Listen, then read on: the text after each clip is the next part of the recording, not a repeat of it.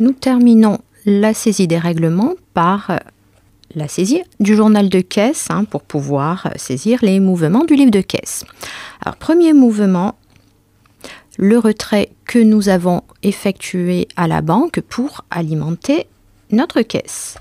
Alors, cette première écriture qui est ici, alors nous avons bien mouvementé pour le débit le compte caisse, le compte 531 100, mais pour la contrepartie, nous n'avons pas mouvementé le compte banque directement, le compte 512 caisse d'épargne.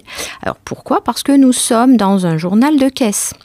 Et on ne peut pas, alors c'est pas une interdiction technique, c'est une interdiction, on va dire, théorique, mais en tout cas, on ne mouvemente pas un compte de banque dans un journal de caisse. Puisqu'on n'est pas en journal de banque. Donc, on va utiliser dans ce cas-là un compte mouvement interne, donc mouvement de fonds, mouvement interne, qui permettra de réaliser la transition entre les deux journaux. Donc, et la contrepartie, bien sûr, sera, donc là, je vais réenregistrer, je vais fermer le journal de caisse. Dans le journal de banque, il faudra penser à mouvementer,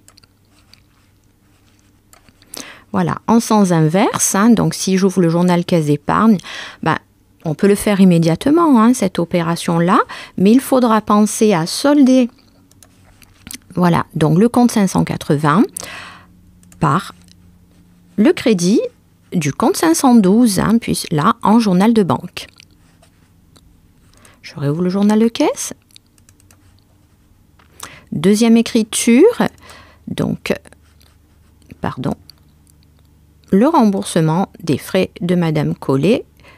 Donc, concrètement, on pourrait supposer que la commerciale a avancé les frais concernant sa note d'hôtel pour 199,60 €. Donc, on va solder là le compte fournisseur divers par le compte caisse, une sortie en caisse.